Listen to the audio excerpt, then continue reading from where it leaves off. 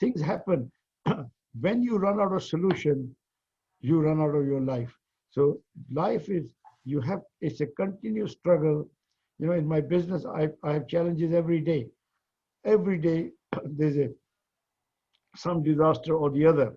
And if I cannot find solution to overcome those disasters, I will be in that disaster forever. Welcome to the Global Indian Podcast, the world's greatest stories, and importantly, the official platform for people of Indian origin. Because let's face it, we are everywhere. Welcome back to the show, and thank you for clicking on the link. In fact, thank you for your interest in finding out more about this remarkable story, how a person finds himself as a refugee, then leaving India, selling his bike in order to come to the land of he perceived as gold, which was the United Kingdom. From there, well, he swapped the bike for a couple of different Bentleys and has now become a member of the prestigious House of Lords. He was also involved in fundamentally changing the very fabric of British politics. In fact, what you see now with the rise of people of Indian origin that are in the UK government is really down to him and a few others' hard work, determination and grit to ensure that inclusion was here. Welcome to a remarkable conversation with Lord Rami Ranger. As always, I'd like to thank our fantastic supporters out there, including that of ShareMe.com, the app for your beauty, wellness and fitness needs. I hope you enjoy this remarkable session. And just move. Get up and just move. Get up and just move. Get up and just move. Get up and just. So I suppose one thing that I'm incredibly privileged to have is your Lordship Uncle Ranger to come on the show itself. But before I introduce you fully, I suppose one thing that's been absolutely fascinating for me is that you've been at the forefront of social change and having a look at political inclusion within the United Kingdom. But your story started 2 months prior to your birth in incredibly tragic events that took place in nowadays Pakistan. So first and foremost, Lord Uncle Ranger, I think equiply placed, thank you for coming on. But run us through these remarkable events that shaped you towards becoming the person you are now. Rajan, I'm very grateful for calling me uncle, and I really appreciate your love and kindness and your time to come and find out a bit more about me. But my life is unfortunate. Unfortunately, I lost my father before my birth. So I'm a posthumous child who was born in a place which is now called Pakistan. My father was a political man, leader. He could foretell the consequences of religious disharmony. He pleaded with the then Muslim leader not to cut and run. They were not dividing India, but they're dividing themselves also. And if you create something country on the basis of hatred, then it'll be very difficult to remove that base. So today we are one, tomorrow we will be rival, and we will never see peace in the subcontinent. Whatever he said 73 years ago came true. But unfortunately, one day, a student of DAV school took out a procession against the partition of India. They got caught in communal riot. My father, being a leader, went to save them. He managed to save the student, but he was assassinated in the Malays, which took place there. So we lost our father. We were 8 of us, but thankfully we had a remarkable mother who brought us on a refugee train to India, where Maharaja Patiala had opened some camps, refugee camp for the migrants.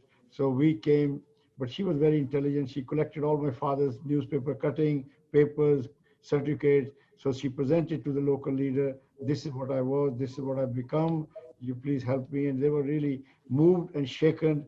And they asked her if she was educated, and she gave her, she was up to metric collation, like Gyani. So they got her a job in a kindergarten school, and they got her a house, allocated a house, and my mother brought 8 of us through immense difficulty. At one point, her own brother was telling her to give children to orphanage, that you won't be able to manage in a strange country without husband, without any property, without any financial strength. So, but anyway, she said, I'll never give up. I will never give in. And no matter what the fate throws at me, and I will rise to the challenge, which she did. And 7 of her sons, became commissioned officer in the Indian Army. And she became the proudest Indian mother. And I came to this country to study law. And it was a cultural shock to me because I had no idea. I thought money grows on tree, roads are paved with gold, and I will have an easy life. That was the worst judgment I ever made. Then I wanted to go back, but I had already sold my motorcycle and other clothes and whatever. So I said, I'll make some money before I go back. So the first job I could get, wherever I went, they asked for experience, and we were a struggling community. Nobody knew how to treat us. We were just not successful, no track record. So and the first job I got was a car cleaner. So I started as a car cleaner and to make some money, and then luckily I got a job in KFC, Kentucky Fried Chicken, as a cook, 35p an hour. And from there I worked very hard, and I became assistant manager. Then I became a district manager. Then I forgot about my study, forgot about India. I was doing so well because hard work always pays. Eventually people get to know you, the perception, you change perception very quickly when they get to know you. After 7 years, I was made redundant because they sold their shop. Then I worked for McCain Frozen Food Company. Then I got a job in electrical wholesaler Curry's. From there, I got an idea. People used to come in those days in the 80s. A lot of people. Caribbean and Africa to buy in bulk, didn't they? And you saw the opportunity to do it directly with them. But when you came to the UK, you came alone here because I know that you asked your mother, send me over here, and your brothers were anti you coming in. You arrived here. Uncle, what was it like for you at that moment in time? Did you feel that you belonged here? And how old were you? I was about 22 years old. It was very difficult for me because I had a relatively comfortable life with my mother. I was the youngest one, 5 brothers commissioned officer in the Indian Army. I was having a good time. But when I realized that if I go back, I will have a lot of insult. I didn't prove myself. So I wanted to make it a success. And my brother was here who had warned me not to come. And I said, you're just jealous of me. You don't want me to come and enjoy my life. But anyway, whatever happened, it happens for a good reason. So I worked very hard. It changes my attitude. I realized that I have lost my chance in studies. I have now second chance to make my life, which is working life. Then if I prove myself, then I can be something. And if I don't prove myself, then I'll be on the scrap heap. So, but I took everything very seriously, and my mother's teaching always helped me in all those gloomy days. If you remember in 70s, when I came in 71, people couldn't stand our food. They couldn't stand curry. Now they can't get enough of it. So that just shows how far we have changed the natives. We were not respected because nobody will give you accommodation, job. And, but in the end, blessing in disguise, because we were not offered opportunity, job, and most of us opted for our own businesses, corner shop, a newspaper shop, grocery shop, pharmacies, and that turned out to be another blessing in disguise, because then we could work for ourselves and we could save a lot of money. We could employ our own family members in that business. So, you can't keep a good person down. That's all I can say. And I used to say that we came from a poor country, where we came with a rich philosophy that will keep us right. That we will. Was there any times during that, because you would have been very young, you're in the UK, everybody knows that after success, you've got a business now that's thrived, it's gone around the world, you've had over 100 million turnover. Those are wonderful corporate successes, but your story is much more than finances, because In the 70s, the England of the 70s is very different from the England now. You would have come across 50 shades of racism and prejudice and everything else against you. Were there moments then that you thought, enough is enough, this isn't the country for me? Because it must have been tempting for you. You see, there was a lot of racism, prejudice, and bigotry. But my mother said racism is everywhere. Racism is among Indians also, among blacks also. African will hate Caribbean, Caribbean will hate African, or Ghanaian will hate Nigerian. A Sikh will hate another Sikh, or Hindu will hate another Hindu. There's a lot of prejudice. So he said, just ignore it and rise above the rest through your efforts, merits. And people after some time will forget you're Indian. They will remember you for what you have brought to the table. So work hard and demonstrate to them that you are an asset, not a liability. And that's what I did. I always tried to be an asset because I knew that if I become a liability, even my parents will throw me out. So I never, ever took advantage of anyone in my life. I worked with old-fashioned values where I believe the customer is a god. When he comes through the door, he comes to give me something. I have to be very nice. He has a choice.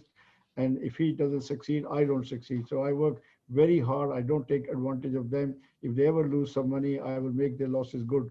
Although they should not lose money because I never, ever shortchange them or overprice them, whatever. Now, you've always been a social custodian for the business community, but also as a fraternity as a whole to showcase this is the moral structure that people should be operating in. So let's go back. So you came here. You were here at this moment in time. Now you're a beacon of hope because over 15 years ago, you entered, probably longer, you entered the world of politics. And again, at that moment, the Conservative Party, the political spectrum of the UK was very, very different. And yet you seek to make a change of that. I can't help but think you like a challenge in your life because not only did you come to UK at a really, really traumatic time, you then chose to get involved in politics to help change the very fabric of other people's lives out there. Why bother? Why get involved? What was that thing inside you that said, I need to do something like this? Rajan, we are product of our own thinking. Whatever we think, we become. I realized when Ugandan Asians were kicked out of Uganda for not taking part in public life or political life, they were too busy doing their business and building their houses and having a very prosperous life. And I realized that this is what we are doing in United Kingdom. We are also having very big houses.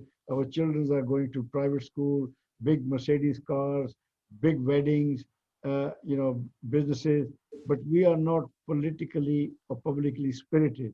And this is exactly what happened to the Jewish community in Germany.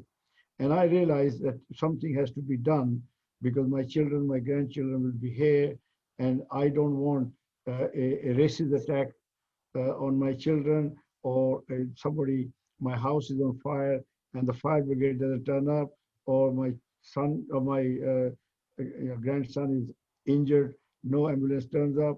So I said, if we don't become decision maker in this country, then we are going to suffer in the long run, as we have suffered in Uganda, Fiji, and Burma. Yeah. So it was a journey for me to educate my own people that you are no longer an immigrant, you're here to stay, have some interest in the public and political life of this country.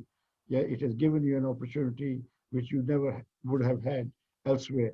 So I think penny drop, a lot of people listen, but it took a long time. I had to change the political structure of Conservative Party as well, because it was two-way traffic, because the political parties never realized that we are now a successful community.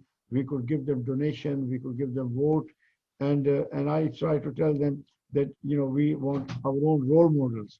Yes, we need an Asian role model to inspire our next generation. So in business, people headhunt. In politics, people actually undermine others to surge ahead. Nobody give you an opportunity. So we realize. There's a Lord Suri also with me. Lord Suri and I set up an organization called British Asian Conservative link so that we could bring people, we could have a platform, and then we can, on that platform, we can express our concern to the party which we like.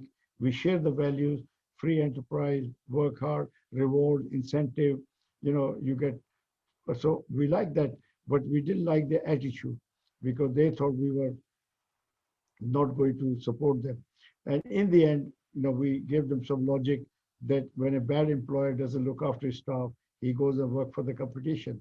And if you send us to competition, a vote to the other party is a loss of two to you. We are good doctor, good accountant, good lawyer, good solicitor. How come we are not good parliamentarians? We have enriched this country economically, culturally. We can also enrich this country politically if you give us fair chance. We don't want any special treatment, but the people who select should select uh, caliber rather than color. And again, after 15 years of hard work, again, this country is very fair, by the way. Eventually, they will appreciate where you're coming from. And they realize that it is in the interest of the Conservative Party to become an inclusive party. And you can see today we have 4 ministers, 3 Secretary of State, and 1 Attorney General of Indian origin. That just shows that we can bring about change. And I never thought it will happen within my lifetime, but I'm enjoying what I see. And on top of that, the icing on cake is they pushed me in the House of Lords for what I've done. So before I was blacklisted, for 10 years, nobody talked to me in the political party. This is a troublemaker, because when you promote yourself, is much easier than promoting a cause. When you promote a cause, like Mahatma Gandhi, they throw you in the jail, or Nelson Mandela. I'm not in that bracket, but in my own humble way, I also caused them a lot of grief. And I became a troublemaker, which was a good thing. And after 10 years, they realized this man was talking sense. And let's, honor him. And But then we've got a lot. I think the thing is, in the UK, we're very fortunate that we have people like us, essentially people of Indian origin, in government, but we forget the struggles it took for people like yourself to actually make that work. And I think that's the strange part, because we've had that disconnect. We don't actually realize that a lot of effort had to be put in there. And the UK didn't change by itself. It changed because of yourself. And 10 years is a really long time to hold a government into account. Again, I can't help think, but you like a challenge because you're there. Life is full of challenge. And I take inspiration from my Guru Gobind Singh, yes, and Mahatma Gandhi, my leader. There's so many people who brought about changes. I will give you an example of Mahatma Gandhi. 1 billion people are free today, equal punching, the weight in the world, making a difference. All the blue chip companies are run by India now. Yeah. You just imagine if we were slave or we were under a British rule, we wouldn't have progressed and we wouldn't have contributed as much as we have contributed. So there are people who look out of the box. They see it is better for everybody in the long run. So I was not alone in my struggle. I was very lucky. I had my family to support me. My wife, she always stood by me. She did not give me grief that you waste a lot of time. You could make a lot more money than you're going and doing events and functions and this and that. She was always on my side. That was very, very, and she supported the family. And also I have like-minded friends, people who realize that this is important, that we do become a force to be reckoned with, that people will respect us for what we are. We are hard-working community. We are positive and productive community, and we should not be at the fringes of this great country. We should be playing on the center stage. And well, so coming on to that then, Uncle, what does the notion of Indianness mean to you? Because it's remarkable, because your father fought for the values of Indianness. And obviously you didn't have the chance to meet with him. And now you've ultimately followed in his footsteps to make a huge impact to communities outside. But one thing that you've always been a strong advocate for is this sense of identity that goes beyond the colors of a flag of India, but goes into the terminology of saying, this is what our identity is. This is who we are. But what do you term as Indianness? We come from a country with a very ancient civilization. Yeah. Long before anyone ever used the word global village, the word is a global village. We in Sanskrit have a word called Vasudeva Kutumbakam. The word is a global village. You can imagine thousands of years ago when there were no plane, no ship, no this, no internet, no for social media. The Indians were thinking like that. This is the ancient civilization, and they respect everyone. The Indian civilization not to respect humanity. That we have a perfect way of living with the nature. And for me, as an Indian, to come to Great Britain, I believe that we are enriching this country. I think we have already enriched this country. Yes, we are not creating a country within a country. We are not creating ghettos. We are not trying to break up, anything. We are complementing the British values because they are very similar to that of Indian values. So I'm home away from home. So I didn't feel any difference. Although I knew in the beginning, people were a little skeptical how to take us. But I realized that, it's not their fault because we have not achieved any success. In those days, I used to see black people on the television, role model, actors, but not Indian people. Yeah. Yes. So they had a lot more respect than us because all you saw on television was a train accident or a bus that turned over or people have died of some illicit liquor or, the poverty of the, so we never had that image like we have now. Now you got Home Secretary Indian, you have Chancellor Indian, you have Business Secretary Indian, Attorney, you have role model. People now respect you like one of them. There's no difference between English or Indian. So Have we done enough though? Do you think there's more that we need to do here in the UK? of course, you in business we say I'm as good as yesterday's turnover. You can never live on your past glory. Those who live in history end up destroying their present and future. This is the ongoing struggle and a campaign that we have to continue to bring difference to the country in which we are. Otherwise, people will forget. Look at Coca-Cola, how many times they advertise, although it's a famous brand, but they still want you to remember that Coca-Cola is around you. So therefore, as a community, Indian community, it is incumbent upon us to continue to demonstrate that we are a positive force. We are here to add value to the already amazing country they have, and our children will then learn for what we are doing. Otherwise, if we lose our path, they will certainly lose. If you remember, there's a proverb, a child saying to his father, Dad, I follow on your footsteps. So make sure you go the right way. So Yeah, it's a absolutely. very profound advice to my I'm now at the late age of my life. I'm telling my own, age group people that remember your children, your family, remember, follow on your footsteps. So make sure you don't take wrong steps. You're right. We're talking about wrong steps. One thing I've seen across, and you've been to far more countries than I think you've been to over 90 countries around the world. So you're 2 generations ahead of me.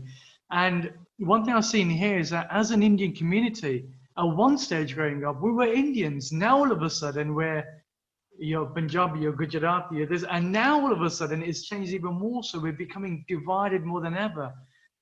Do you think that's going to be a systemic problem with the Asian community in the UK? Are we now facing a cultural or identity crisis? I think one thing it's a natural progression. I can just tell you when I was in 70, there were very few people, and I used to find a Pakistani who speak Punjabi, and I was so close to that Pakistani, we even shared our, accommodation room. We used to cook. As the immigrants start to come, the more Pakistani came, we got divided, we got separated. The Indian went to Indian group, Pakistani went to Pakistani group. So that was a bad thing to me, that we, instead of integrating, but we have integrated in Great Britain, that I can tell you. The other thing is, it is also natural that Punjabis will feel more at home with Punjabis, having a few drinks, laughing loudly. Yes, so that is Punjabi. A Gujarati will be more at home discussing how to make extra quid or more money. Yes, Bengali will be all together thinking how to write the next book or intellectual thing. So we all have a different qualities in us. So, but at the same time, we should never forget that we are Indian. Yes, Mother India is sent us here as her representative, and whatever we do will reflect back on fellow Indian. And we also must remember that this country has given us a place to realize our dreams and ambition, and we should never let this country down for the Oh, sake of our own. what's your biggest frustration then with our own community?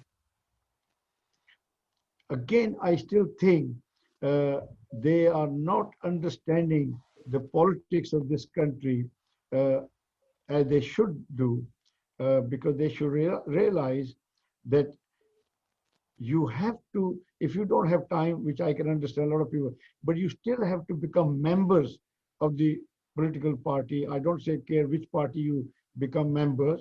You see which values appeal to you, but you do become member. You do give £25 a year for them to realize that you are somebody, that you will vote for them. You will bring about change. You will make a difference. Because last election, the Indian diaspora voted overwhelmingly for the Conservative Party, and we have a majority government. Now we are no longer a small community. Yeah, we have got, we are nearly 1.5 to 2 million people. Yes, and that is double the amount of vote against the other party. Yes, if 1 million vote come to United Conservative Party, they lost 2 million. So therefore, they should become member. They should take part in the local association. They should go and see how the system works, and they could probably help a prospective Indian candidate getting a seat. Sometimes because they all votes in a democracy, every vote counts. And if you don't vote, that means you don't exist as far as the government of the country is concerned. You're just on the fringes of this country. So therefore, my frustration is that although we are so many of us, we have taken huge leap forward in the business, but not as much as in politics. And I think we should really spend £25 a year membership. We should be proud that I belong to a political party and my vote can make a difference. I suppose, yeah, no, you're right. Well, that leads us on to our first ever rapid fire round. It's a wonderful podcast. So I'm going to ask you a series of questions. I want you just to answer the first thing that comes into your mind. So here's the first one. What is the one piece of advice you wish you did not take? One piece of advice I didn't take. That you wish that you did not take. Frankly, I have been very careful right from the very beginning, and I tell my staff and my children that God has given you 2 ears, so you listen twice as much. Then God has put your brain right in the middle for you to analyze the information, and then you speak. So I have been practicing that thing, and I'm very, very careful, very calculating. Lock your door and don't call anyone a thief. So I never want to blame anyone that he did this, he did this. That is called bad mechanic, will always blame his tool. So I have never, I would say, for me to be where I am today, I've done something right. Though I've never been influenced by all the big talk, you can make millions of pounds. When things are too good to be true, they're not true. So I've been very cautious right from the very beginning. Right, look at that. Okay. What is your ultimate comfort meal? Indian food. You're going to have to be more specific than that, Uncle. We're both Punjabi. It can be everything from saag, Saag and makki di roti, saag with a little bit of butter. Oh, there you go. Okay. Our tagline is Global Indian Series. We are everywhere. Which country would you be surprised to find an Indian in? Mongolia. I'm going to have to travel to Mongolia, aren't I? Okay, what is the one question you wish somebody would ask you? Oh, that's a hard one. Well, the old question. They can ask me, what is your ultimate prize or something which you really, really long for? Okay, So, Uncle, what is the ultimate prize that you really, really long for? I love to see uh, friendship between the country I was born and the country where I grew up, between Pakistan and India. You know, we have so much historical gurdwaras in Pakistan, history Yeah, there, and we became rival because of the foreign power we had ruling us. And but deep down, we are from the same soil, same culture, same heritage, same history, same language, same food. Even swear words are the same. So therefore, I would like to see that we could travel to Lahore. They can come to Amritsar. We could enjoy each other's heritage and rich history. absolutely. Well, we're talking about swear words, and this is going to be good. Frustrated, what is your go-to Indian word to use? I would I would like to repeat it here. You'll have so many heart attacks on your program. So it's better they can. I leave it to their imagination. I think you're going to have to mime it at least. You can't just leave us hanging like that. Yeah, All right. well, What? So here's another one then. What is your biggest cultural peeve that you think it's time to get rid of? Because I think a lot of people have a perception about Indians, whether it's in the UK or the 98 other countries that you've been to. What do you think it's time for us as a community to kind of let go of? I think we should. We have been a positive community, I must say. Yes, because the proof of the pudding is in the eating. We have integrated very well. You find them in every corporate ladder. You find all the companies respect you, banks respect you. You know, there was a time they wouldn't even trust you for £100 or £200. They'll give you millions of pounds. But what I like to see that some my own countrymen, when they take advantage, yes, of the fairness this country offers, that disturbs me, upset me, because we have a lot of people who take billions of pounds, go bankrupt. You know, there's no need for you to lead a life where you're going to jeopardize the livelihood of so many other innocent people who have done nothing wrong. You take, for your own greed or your ego, you take risk unnecessarily. So I would like to see the Indian behaving a little bit more sober, thinking that they are connected with so many real people, real jobs. Don't jump from the 10th floor hoping you will land, successfully, because with every safe landing, there are people who have broken their legs. So don't take any risk and just grow, organically, expand your business through profit, and don't take unnecessary loan. You can see a lot of people are now caught in COVID who have exposed themselves. So just go cautious. That's all I want, like I've done in my life. Now I've not taken any risk, and I don't think a intelligent businessman should ever take risk with his own livelihood, of his family, that of his family, and his staff. Absolutely, I like that. Well, the final question is which current global Indian do you admire the most? Ah, that is a very good one. We have got so many of them. I think the chairman of uh, Google might be the one who is now dominating the world. Yes, there are quite a few actually. I'm also admire Modi ji a lot, because Modi ji has brought a lot of pride in the Indian diaspora. He has connected Indian diaspora with Mother India and made India very strong. Unfortunately, this COVID has given a very big setback to a developing country, because we were just about to start walking and when somebody kicked us in the back. So Modi ji is now with the removal of 370 as another, that we are Indians are becoming one, rather than having one Indian special status and the other Indian not so special. So we have to have one country, one law for everybody to become a one nation. And Modi ji is taking those very difficult And who, decisions. and who in the UK would you say is somebody that you admire that's a global Indian here? Well, Rishi Shonak has done a marvelous job in this difficult time. He has tried his best to safeguard jobs, economy, businesses, and this poor guy, he just become a chancellor of the exchequer, and under most difficult circumstances, you don't know what to do. The economy is not growing, and he has got a huge expense. So the way he is handling so far so good, we could have had a disaster, but I think Rishi has done wonderfully well. It's an absolute baptism of fire, isn't it? If you can imagine what could go wrong, and then all of a sudden you come in, Yeah. yeah, that's absolutely remarkable. I think, Uncle, I think one thing that I always take away from this is your perseverance. Although everything is business minded, but there's a truly social beating heart underneath there. Because amongst the romantic tie that one has, you've actually done a lot to support the community as a whole. And a lot of people don't have to do that, but you chose to do that. So I'm But guessing, I got so much love and respect in return, they can't buy that with money.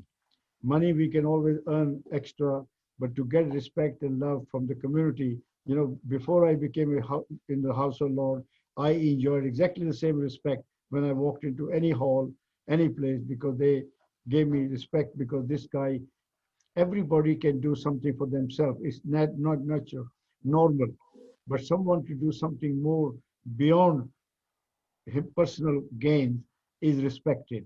And I think, if we can leave a good legacy for but people to but remember.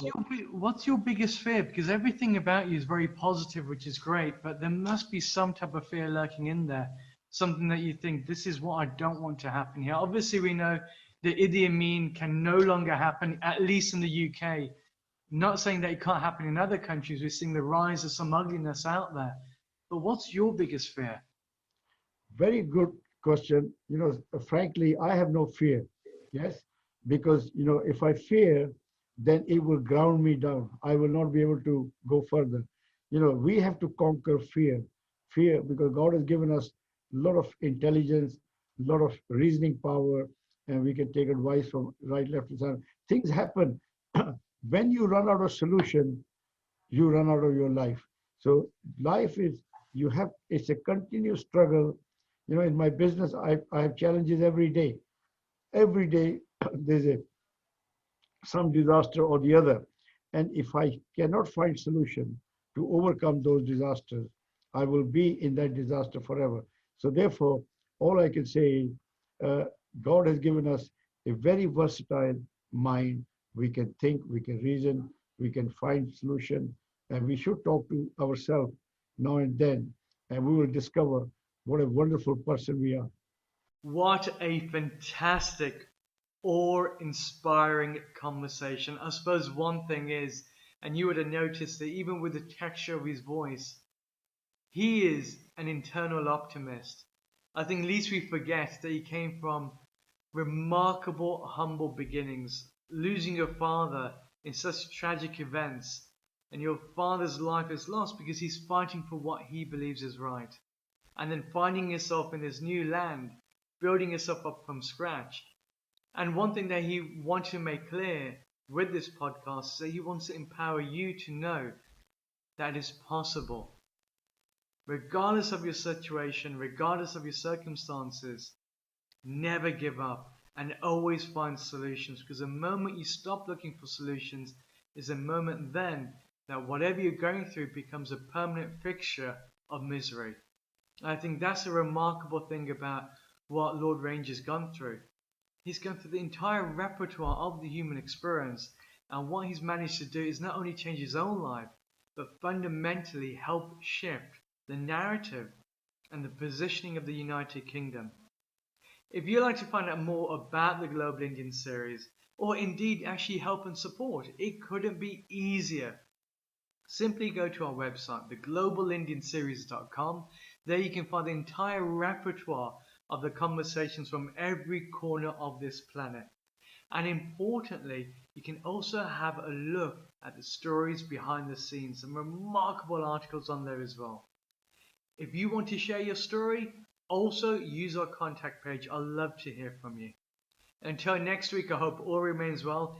Thank you for being part of this wonderful movement, because together we get to create a living encyclopedia about the human experience behind people of Indian origin in the countries that they now call home, and importantly, tackle the big conversations we all need to hear.